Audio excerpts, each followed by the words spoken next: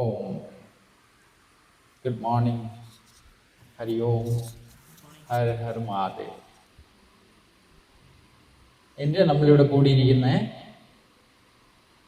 ചുമ്മാ വർത്താനം പറയാം, എൻജോയ് ചെയ്യാം, നമ്മുടെ മനസ്സിൻ്റെ ആഴങ്ങളിലേക്ക് ചെല്ലാൻ,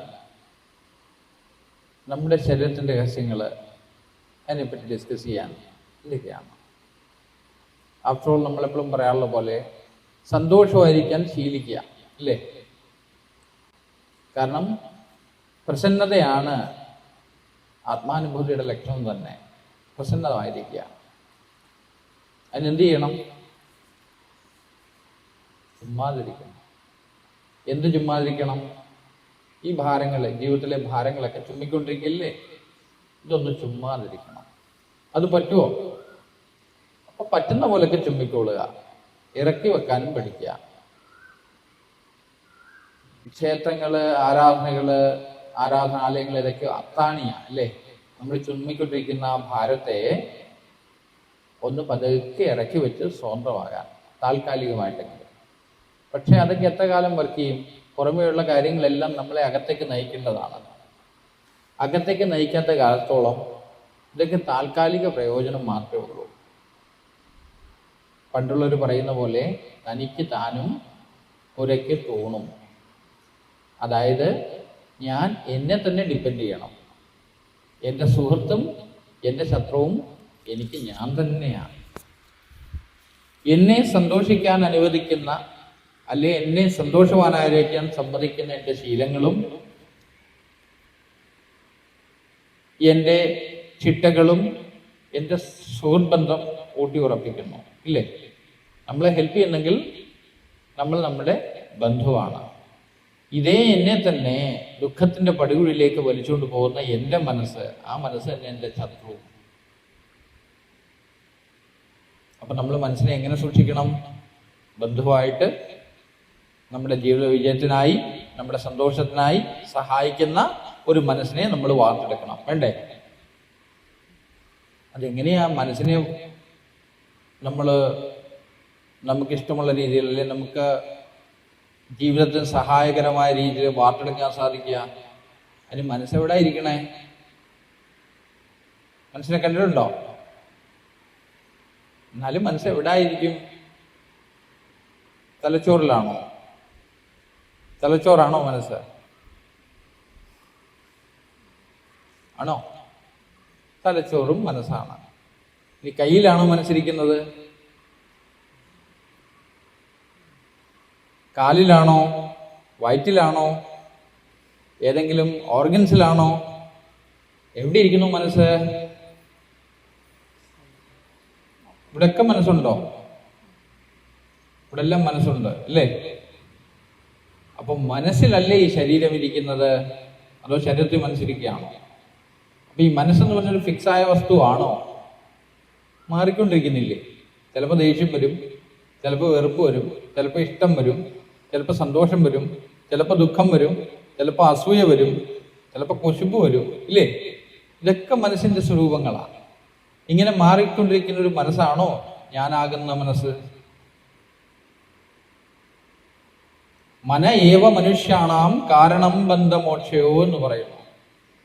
മനുഷ്യന്റെ ബന്ധത്തിനും മുക്തിക്കും ഒരേ ഒരു കാരണം മനസ്സാണ്.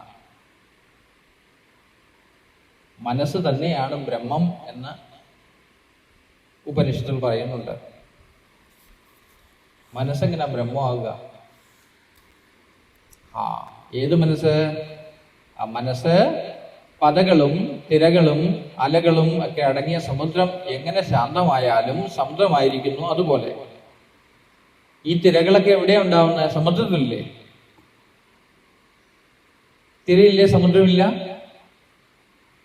ഉണ്ട്, ഇല്ലേ? പക്ഷേ സമുദ്രമില്ലെങ്കിൽ തിരയില്ല എന്ന് പറഞ്ഞ പോലെ ഈ വിശ്വപ്രകൃതിയും വ്യക്തിപ്രകൃതിയും ഒന്ന് തന്നെയാണ്. അതിൻ്റെ അകത്തെ വെറും കുമിളകളായിട്ടാണ് ഞാനെന്ന അഹങ്കാരം സ്ഥിതി ചെയ്യുന്നത്. ഞാനെന്ന വ്യക്തി അഹങ്കാരം ഈ സമുദ്രത്തിലെ, ഈ വിശാലമായ പ്രകൃതിയിലെ കേവലം ഒരു കുമിള മാത്രമല്ലേ ഉള്ളൂ ഞാൻ. കുറച്ച് കാറ്റ് കയറിയിരിക്കുന്നു, കാറ്റ് പോയാൽ പോയി. ഈ കാറ്റ് കയറി കുമിള മാത്രമാണ്. അപ്പോൾ മനസ്സ് എന്നാൽ നമ്മളിപ്പോൾ മനസ്സിലാക്കേണ്ടത് ഈ കുറെ വിചാരങ്ങളാ, ഇല്ലേ? കുറെ അഹങ്കാരങ്ങളാ, കുറെ ഭയങ്ങളാണ്, കുറെ വട്ടത്തരങ്ങളാണ്. ഇതെല്ലാം കൂടെ ചേർത്തല്ലേ ഞാനെന്ന മനസ്സ്. അതിനൊരു പേര് വിട്ട് തന്നിട്ടുണ്ട് അച്ഛനും അമ്മയും കൂടെ. നാട്ടുകാരെ ഇരട്ട പേര് വിട്ട് തന്നിട്ടുണ്ടാവും, അല്ലെങ്കിൽ കൂട്ടുകാര് പല വട്ടപ്പേരിലും നമ്മൾ അറിയപ്പെടുന്നുണ്ട്, ഇല്ലേ? അപ്പൊ അങ്ങനെ ഒരു മനസ്സാണോ ഞാൻ? ഈ മനസ്സിനെയാണോ ബ്രഹ്മമെന്ന് ഉപനിഷത്ത് വിളിക്കുന്നത്? ബ്രഹ്മവിന്ദ ഉപനിഷത്ത് മനസ്സ് തന്നെയാണ് ബ്രഹ്മമെന്ന് പറയുന്നു. ഈ മനസ്സാണോ? അല്ല, ഇത് വ്യക്തി മനസ്സല്ലേ. ഞാൻ എന്ന കൊച്ചു വ്യക്തി അഹങ്കാരം, ഇതല്ലേ നമ്മുടെ പ്രശ്നത്തിനും കാരണം. നമ്മൾ ആദ്യം എന്തിനെ കയറി പിടിക്കും? ഞാൻ എന്ന് പറയുമ്പോ എന്താ മനസ്സിൽ വരിക? നോക്കിയേ, ഞാനെന്ന് വിളിക്കുമ്പോ പലർക്കും മനസ്സിൽ വരിക ശരീരമാണ്, എൻ്റെ മുഖം, ഇല്ലേ? എൻ്റെ വണ്ണം, പൊക്കം, നീളം, വീതി, ആണ്, പെണ്ണ് എന്നൊക്കെയുള്ള ഐഡന്റിറ്റിയാ വരിക, അല്ലേ? ശരീരത്തിന്റെ ഐഡന്റിറ്റി ആവുമ്പോ അത് മൂലബന്ധം, അടിസ്ഥാനപരമായുള്ള ബന്ധത്തിൽ പെട്ട് കിടക്കുക. എന്ത് ഗ്രന്ഥി എന്നാ വിളിക്കുക? ബ്രഹ്മഗ്രന്ഥി. ശരീരബന്ധം, ശരീരബോധം മാത്രം. അങ്ങനെ ഇരിക്കുമ്പോ മൃഗതുല്യമായ ജീവിതമാണ്. കുഴപ്പമൊന്നുമില്ല. ഉണ്ണുക, ഉറങ്ങുക, സന്താനോത്പാദനം നടത്തുക, ഇത്രയൊക്കെ തന്നെ ഉള്ളൂ. സാമൂഹ്യമായിട്ടുള്ള കുറെ ബന്ധങ്ങൾ, മനുഷ്യനാന്നുള്ള പേര്, കുറെ ബന്ധുക്കള്, പ്രശ്നങ്ങള്, ഇതൊക്കെ ആയിട്ട് ഇങ്ങനെ ജീവിച്ചു പോവുക. ഇതാണ് മൂലത്തിൽ കിടക്കുന്ന മനുഷ്യന്റെ അവസ്ഥ. അതിൽ നിന്നും കുറച്ചൊക്കെ ഉയർന്നു, കുറച്ച് കാര്യങ്ങളൊക്കെ നേടി, ഐഡന്റിറ്റി മാറും, മനസ്സിലേക്ക് മാറും. എങ്ങനെ?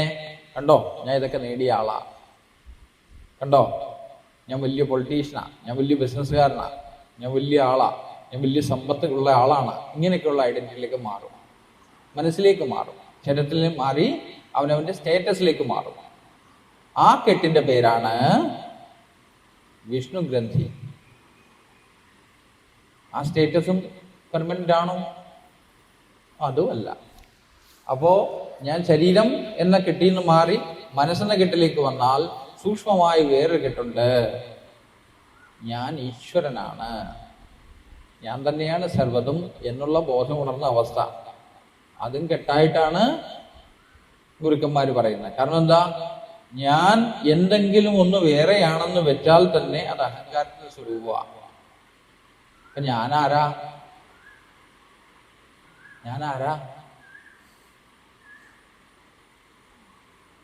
ഞാൻ നോബഡി എന്ന് പറയും ഇംഗ്ലീഷില്, നത്തിങ്നെസ് എന്ന് പറയും. ഞാൻ പ്രത്യേകിച്ച് ആരുമല്ല, ഞാനുണ്ട് എന്ന ബോധം മാത്രമാണ് ഞാൻ. ആ എന്നെ ശരിക്കും അറിയണമെങ്കിൽ അനുഭവിക്കേണ്ട അവസ്ഥയാണ് ശാന്തി. ആ ശാന്തി സഹജമായി അനുഭവിച്ചാൽ മാത്രമേ എന്നെ തിരിച്ചറിയാൻ പറ്റൂ. അതിനായിട്ടാണ് നമ്മൾ പിന്തുടരുന്ന അഘോര മാർഗം. അഘോര സാധന ചെയ്യുന്നവനെ അഘോര സാധകൻ എന്ന് വിളിക്കും. എന്തിനാ സാധന ചെയ്യുന്നത്? എന്തെങ്കിലും സാധ്യമാവാനാണല്ലോ, അല്ലേ? എന്തെങ്കിലും നേടുവാനാണല്ലോ. ആദ്യം എന്താ നേടേണ്ടത്? അഘോരം പറയുന്നു, ആരോഗ്യം നേടണം. ആരോഗ്യമില്ലെങ്കിൽ ഒന്നും പറ്റില്ല. പറ്റുമോ? ഭൗതിക ജീവിതവും സാധിക്കില്ല, ധ്യാന ജീവിതവും സാധിക്കില്ല. അധ്യാത്മവും ഭൗതികവും രണ്ടും ആരോഗ്യത്തെ അടിസ്ഥാനമാക്കിയാണ്. അതുകൊണ്ട് ആരോഗ്യമാക്കി ഉണ്ടാക്കിയെടുക്കുക. ആരോഗ്യം എന്ന് വെച്ചാൽ നല്ല കരുത്തുള്ള ശരീരം ഉണ്ടാക്കിയെടുക്കുക. പതുക്കെ ആ ശരീരത്തിൽ നിന്നും വിടുതൽ വാങ്ങുക, പതുക്കെ മനസ്സിന്റെ തലങ്ങളിലേക്ക് വരിക. അതിനാണ് നമ്മൾ ധ്യാനം ഉപയോഗിക്കുക. അപ്പോൾ ധ്യാന സാധനയും കൂടാതെ നമ്മൾക്ക് ഭാവന സാധനങ്ങളും മറ്റും ചേർന്ന് വരുമ്പോൾ മനസ്സിന്റെ രണ്ട് വശവും ഒരുപോലെ ദീപ്തമാവും. ആ തെളിഞ്ഞ മനസ്സിൽ നമുക്ക് ഒരു കോൺഫിഡൻസ് ഉണ്ടാവും, ഇല്ലേ? ആദ്യം നമുക്ക് ഈശ്വരനിൽ ഉറപ്പുണ്ടാവണം. ഈശ്വരനിൽ ഉറപ്പുണ്ടാകുന്നത് എന്താ? ആത്മവിശ്വാസം ഉണ്ടാവാനാണ്. ആത്മവിശ്വാസം ഉള്ളവനോ പ്രത്യേകിച്ച് ഈശ്വരവിശ്വാസത്തിന് ആവശ്യമില്ല. കാരണം ആത്മം തന്നെ ഈശ്വരൻ.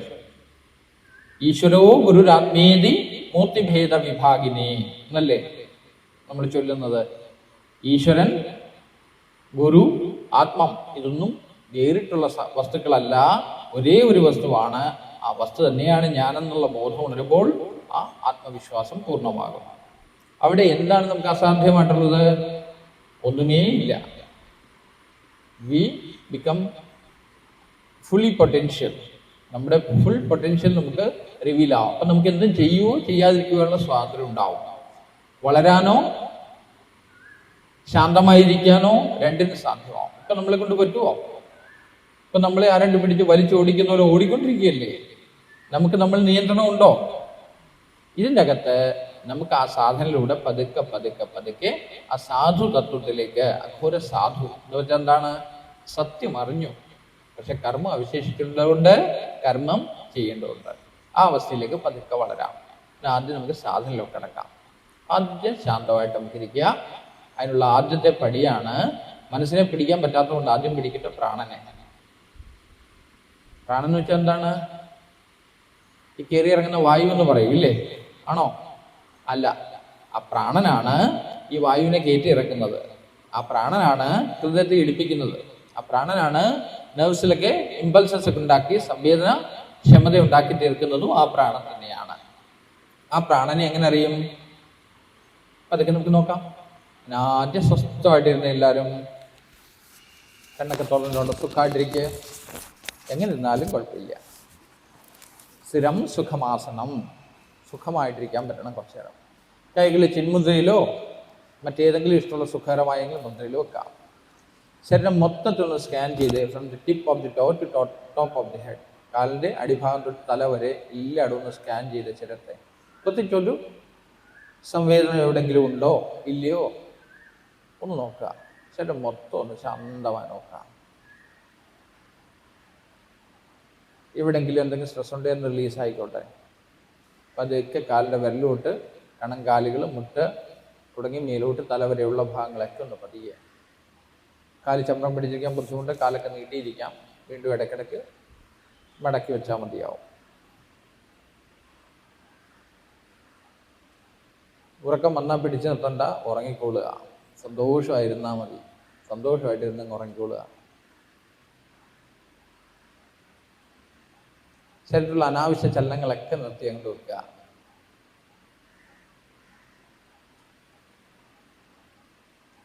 പതിയെ ആ കയറുന്ന ശ്വാസത്തെ ഒന്ന് ശ്രദ്ധിച്ചേ. ശ്വാസം പതുക്കെ എടുക്കുന്നു, അത് പുറത്തോട്ട് പോകുന്നു. പതിയെ കണ്ണുകളടച്ച് ആ ശ്വാസത്തെ ഒന്ന് ശ്രദ്ധിക്കുക. ചുണ്ടുകൾ ചേർത്ത് വെക്കുക, പക്ഷെ പല്ലുകൾ കൂട്ടിമുട്ടരുത്. The whole body relaxes, but the mind remain awake and alert. മനസ്സ് ഉണർന്ന് തെളിഞ്ഞ് നിൽക്കുന്നു ശുദ്ധമായിട്ട്. ചിന്തകളൊക്കെ ഒഴിഞ്ഞ് ആ ശ്വാസത്തെ മാത്രം ശ്രദ്ധിക്കുക. ശ്വാസം കയറുന്നു, ഇറങ്ങുന്നു. പതിയെ കണ്ണുകളടച്ച് സുഖമായിട്ട് അവസ്ഥയിലേക്ക് പോവുക.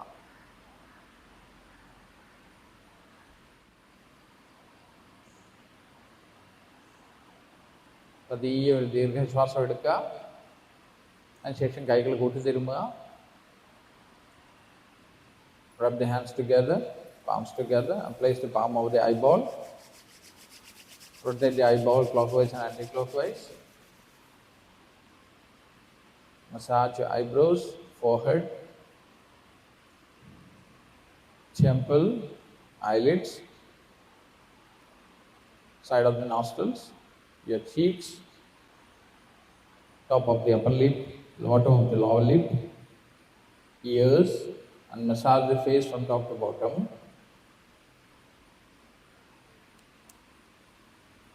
Shoulders, arms, chest, stomach, and the legs. Slowly bring the hands back on the lap. Then happily, with a beautiful smile on the face, take another deep breath and exhale and open your eyes slowly. Happily.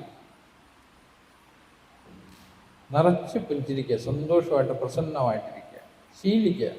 വേറെ ഓടിപ്പോണ്ടല്ലോ, ഇവിടെ ഇല്ലേ നമ്മൾ 2-3 ദിവസം മുഴുവൻ നമുക്ക് സന്തോഷമായിട്ടിരിക്കാം. എന്തെങ്കിലും ചോദിക്കാനും പറയാനും വേണ്ടി പറഞ്ഞും ചോദിച്ചൊക്കെ സന്തോഷമായിട്ടിരിക്കുക.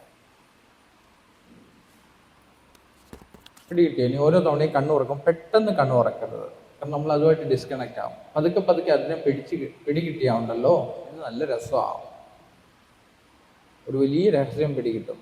പിന്നെ അതിലേക്ക് അങ്ങ് ആഴത്തിലേക്ക് ഇറങ്ങി പോയാൽ മതിയാവും. നമുക്ക് ഇച്ചിരി പ്രാണായാമങ്ങളൊക്കെ ചെയ്യാം.